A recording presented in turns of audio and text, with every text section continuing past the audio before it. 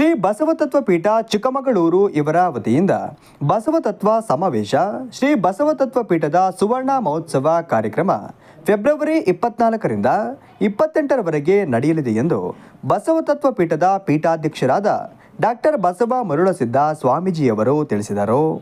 1976ನೇ ಇಸ್ವಿನಲ್ಲಿ ಶ್ರೀಮನ್ ನಿರಂಜನ ಪರಮಸ್ವರೂಪಿ ಪೂಜ್ಯ ಜಯಚಂದ್ರಶೇಖರ ಮಹಾಸ್ವಾಮಿಗಳವರಿಂದ ಶ್ರೀ ಬಸವತತ್ವ ಪೀಠ ಈ ದೊಡ್ಡ ಕುರುಬಳಲ್ಲಿ ಸ್ಥಾಪನೆಯಾಯಿತು. ಸ್ಥಾಪನೆಯಾದ ನಂತರ ಮಠ ಹಲವಾರು ಕಾರ್ಯಕ್ರಮಗಳನ್ನು ಮಾಡಿಕೊಳ್ತಾ ಬಸವತತ್ವದ ಪ್ರಚಾರವನ್ನು ಅತ್ಯಂತ ಶ್ರದ್ಧೆಯಿಂದ ಮಾಡಿಕೊಳ್ತಾ ಬಂದು ಇದೇ 2026ಕ್ಕೆ 50ನೇ ವರ್ಷಕ್ಕೆ ಪಾದಾರ್ಪಣೆಯನ್ನು ಮಾಡಿದೆ. ಆ ಹಿನ್ನೆಲೆಯಲ್ಲಿ ಮಠದ ಆಶ್ರಯದಲ್ಲಿ ಪ್ರತಿ ವರ್ಷ ನಾವು ಬಸವತತ್ವ ಸಮಾವೇಶವನ್ನು ಆಚರಣೆ ಮಾಡ್ತಾ ಇದ್ವಿ. ಹಿಂದಿನ ವರ್ಷ ಶ್ರೀಮಠಕ್ಕೆ ನೂತನ ಕಟ್ಟಡವೂ ಕೂಡ ಉದ್ಘಾಟನೆ ಆಗಿರ್ತಕ್ಕಂಥದ್ದು ನಿಮ್ಮೆಲ್ಲರ ಗಮನಿಸಿದ್ದೀವಿ. ನೀವೆಲ್ಲರೂ ಕೂಡ ಪ್ರಚಾರವನ್ನು ಕೂಡ ತುಂಬ ಚೆನ್ನಾಗಿ ಮಾಡಿಕೊಟ್ಟಿದ್ದೀರಿ. ಅದಕ್ಕಾಗಿ ನಿಮ್ಮೆಲ್ಲರೂ ಕೂಡ ಕೃತಜ್ಞತೆಗಳನ್ನು ಸಲ್ಲಿಸಿ ಈ ವರ್ಷ ಎಂದಿನಂತೆ ಬಸವತತ್ವ ಸಮಾವೇಶ ನಡೆಯುತ್ತೆ.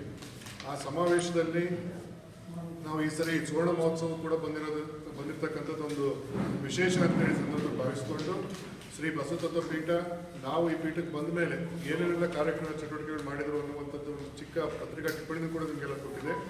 ಅವೆಲ್ಲವನ್ನು ನೆನಪು ಮಾಡಿಕೊಳ್ತಾ 2 ದಿನಗಳ ಕಾಲ ಏನು ಬಸವತತ್ವ ಪೀಠದಲ್ಲಿ ನಡೆಯುವಂಥ ಈ ಕಾರ್ಯಕ್ರಮಕ್ಕೆ ಸಾರ್ವಜನಿಕರೆಲ್ಲರೂ ಕೂಡ ಹೃತ್ಪೂರ್ವಕವಾಗಿ ಈ ಮೂಲಕ ಆಹ್ವಾನವನ್ನು ಕೊಡೋದಕ್ಕೆ ಇಷ್ಟಪಡ್ತೇವೆ. ಮಾಧ್ಯಮ ಹೇಳಿಕೆ ನೀಡಿರುವ ಅವರು 1976ರಲ್ಲಿ ಸ್ಥಾಪನೆಯಾದ ಈ ಪೀಠವು ಈ ವರ್ಷಕ್ಕೆ ಸುವರ್ಣ ಮಹೋತ್ಸವ ಆಚರಿಸಿಕೊಳ್ಳುತ್ತಿದೆ. ಭಕ್ತರ ಸದಾಶಯಗಳನ್ನು ಈಡೇರಿಸುವ ಸಂಕಲ್ಪದ ಸಾಕಾರವಾಗಿರುವ ಈ ಬಸವತತ್ವ ಪೀಠವು ಇತ್ತೀಚಿನ ದಿನಗಳಲ್ಲಿ ತನ್ನ ಸಮಾಜಮುಖಿ ಹಾಗೂ ಸಾಂಸ್ಕೃತಿಕ ಶ್ರೀಮಂತಿಕೆಯ ಸಂಘಟನಾತ್ಮಕ ಕಾರ್ಯಕ್ರಮಗಳ ಮೂಲಕ ನಾಡಿನ ಹೃದಯವಂತರ ಗಮನ ಸೆಳೆದಿದೆ ಎಂದರು. ಇವತ್ತು ಸಂಜೆಯಿಂದ 24, 25, 26 ಈ 3 ದಿನಗಳ ಕಾಲ ಕರ್ನಾಟಕ ನಾಟಕ ಅಕಾಡೆಮಿಯ ವತಿಯಿಂದ ನಾಟಕೋತ್ಸವ ನಡೆಯುತ್ತೆ. ಮೈಸೂರು ವಿಭಾಗ ಮಟ್ಟದ ನಾಟಕೋತ್ಸವ ನಡೆಯುತ್ತೆ. ಇವತ್ತು ರಂಗಗೀತೆಗಳ ಗಾಯನ ಇರುತ್ತೆ.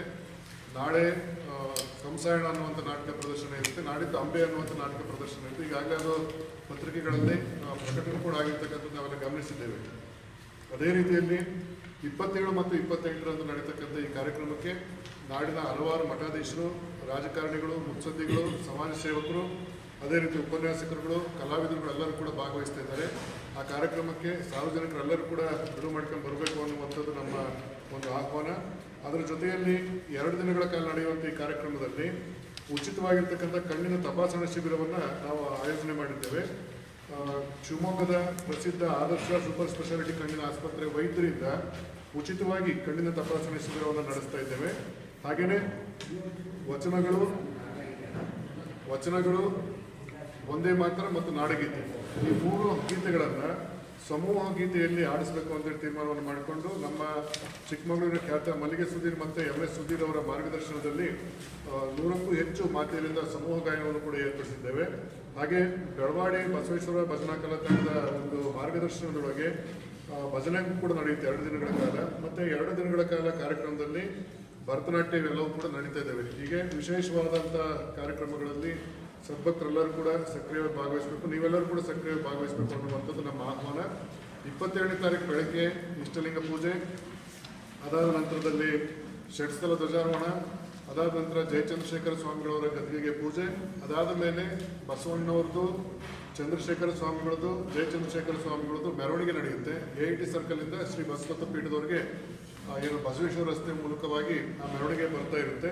ಅದಾದ ನಂತರ ಸಂಜೆ ಕಾರ್ಯಕ್ರಮದಲ್ಲಿ ಅವತ್ತು ಏನು ಈಗಾಗಲೇ ನಿಮಗೆಲ್ಲ ಆಹ್ವಾನ ಪತ್ರಿಕೆಗಳು ಕೈ ಸೇರಿದ್ದಾವೆ. ಧಾರವಾಡದ ಮುರುಘಾ ಮಠದ ಶ್ರೀಗಳು, ಯಳನಾಡು ಮಠದ ಶ್ರೀಗಳು, ಕರಡಿಗೋಳ ಮಠದ ಶ್ರೀಗಳ ಸಾನ್ನಿಧ್ಯದೊಳಗೆ ನಡೆಯುವಂಥ ಕಾರ್ಯಕ್ರಮವನ್ನು ಕೇಂದ್ರ ರೈಲ್ವೆ ಖಾತೆ ಮತ್ತು ಜಲಶಕ್ತಿ ಖಾತೆಯ ರಾಜ್ಯ ಸಚಿವರಾದಂಥ ವಿ ಸೋಮಣ್ಣವರು ಅದನ್ನು ಉದ್ಘಾಟನೆ ಮಾಡ್ತಾ ಇದ್ದಾರೆ. ಮತ್ತು ಸ್ಥಳೀಯವಾಗಿರ್ತಕ್ಕಂಥ ಸಂಸದರು, ಶಾಸಕರುಗಳೆಲ್ಲರೂ ಕೂಡ ಕಾರ್ಯಕ್ರಮದಲ್ಲಿ ಭಾಗವಹಿಸ್ತಾ ಇದ್ದಾರೆ. ವಚನಗಳನ್ನು ಸುಗಮ ಸಂಗೀತಕ್ಕೆ ಮೊದಲಿಗೆ ಪರಿಚಯ ಮಾಡಿರ್ತಕ್ಕಂಥವರು ಶರಣ ತೋಟಪುತ್ತಂಗಿಯವರು. ಅಲ್ಲಿವರೆಗೂ ವಚನಗಳನ್ನು ಶಾಸ್ತ್ರೀಯವಾಗಿ ಆಡುವಂಥ ಒಂದು ಪದ್ಧತಿ ಇತ್ತು. ಅದಾದ ನಂತರ ವಚನಗಳನ್ನು ಸುಗಮ ಸಂಗೀತ ಶೈಲಿಯಲ್ಲಿ ಆಡುವಂಥದ್ದನ್ನು ಮೊದಲು ಮಾಡಿರ್ತಕ್ಕಂಥವರು ಶರಣ ತೋಟಪುತ್ತಂಗಿಯವರು, ಖ್ಯಾತ ಗಾಯಕರು, ಚಿತ್ರದುರ್ಗ. ಅವರಿಗೆ ಸನ್ಮಾನವನ್ನು ಇಟ್ಕೊಂಡಿದ್ದೇವೆ. ಅವ್ರ ಜೊತೆಯಲ್ಲಿ ಶರಣ ಅಶೋಕ್ ದೊಂಬಳೂರು ಅಂತೇಳಿ ಈ ಸಾಹಿತ್ಯ ವೇದಿಕೆ ಅಂತೇಳಿ ಬೆಂಗಳೂರು, ಅವರೊಬ್ಬ ಸಾಫ್ಟ್ವೇರ್ ಉದ್ಯಮಿಯಾಗಿದ್ದು ಸುಮಾರು ಅವರು ಒಂದು ಹವ್ಯಾಸ ಅಂತೇಳಿ ಬೆಳೆಸ್ಕೊಂಡಿರ್ತಕ್ಕಂಥ ಒಂದು ತಾಳೆಗರಿಗಳ ಡಿಜಿಟಲೀಕರಣ ಮಾಡುವಂಥ ಕಾರ್ಯ ಇವತ್ತು 50 ಲಕ್ಷ ಪುಟಗಳಷ್ಟು ತಾಳೆಗರಿಗಳನ್ನು ಡಿಜಿಟಲೀಕರಣವನ್ನು ಮಾಡಿದ್ದಾರೆ ಸ್ವಂತ ಖರ್ಚಿನೊಳಗೆ. ಇಡೀ ದೇಶಾದ್ಯಂತ ಅಡ್ಡಾಡಿ ಅದನ್ನು ಒಂದು ಮಾಡುವಂಥ ಕೆಲಸವನ್ನು ಮಾಡಿ ನಮ್ಮ ಪರಂಪರೆಯ ಅಮೂಲ್ಯ ಸಾಹಿತ್ಯವನ್ನು ಉಳಿಸುವಂಥ ಕೆಲಸವನ್ನು ಅಶೋಕ್ ರಮ್ನೂರ್ ಅವರು ಮಾಡಿದರೆ ಅವರಿಗೆ ಸನ್ಮಾನವನ್ನು ಇಟ್ಕೊಂಡಿದ್ದೀವಿ ಅವತ್ತು. ಇನ್ನುಳಿದಂತೆ ಸಮಾಜದ ಎಲ್ಲ ಪ್ರಮುಖರು ಕೂಡ ಅದರಲ್ಲಿ ಭಾಗವಹಿಸ್ತಿದ್ದಾರೆ. ಮತ್ತು ವಿಶೇಷವಾಗಿ ತಿಪ್ಪೇರುದ್ರಪ್ಪನವರು ಶ್ರೀ ಬಸವತತ್ವ ಪೀಠದಿಂದ ಬಸವತತ್ವ ಪ್ರಚಾರಕ್ಕೆ ಏನು ಕೊಡುಗೆ ಆಗಿದೆ ಅನ್ನೋ ಕುರಿತಾಗಿ ಉಪನ್ಯಾಸವನ್ನು ಅವತ್ತು ನೆರವೇರಿಸ್ತಾ ಇದ್ದಾರೆ. ಇನ್ನು 28ನೇ ತಾರೀಕು ಇಷ್ಟಲಿಂಗ ಪೂಜಾ ಪ್ರಾತ್ಯಕ್ಷಿತೆ ಇರುತ್ತೆ ಬೆಳಗ್ಗೆ 7:30ಕ್ಕೆ.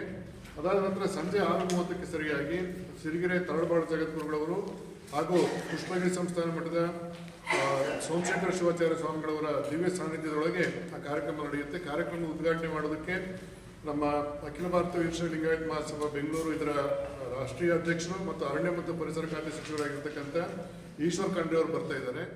ಈ ಸಂದರ್ಭದಲ್ಲಿ ಮಹಡಿಮನೆ ಸತೀಶ್, ನಿರಂಜನ್, ಕಲ್ಮರುಡಪ್ಪ, ಸೋಮಣ್ಣ, ಷಡಾಕ್ಷರಿ, ರವೀಶ್ ಬಸಪ್ಪ, ಚಿದಾನಂದ, ರುದ್ರಮೂರ್ತಿ ಉಪಸ್ಥಿತರಿದ್ದರು.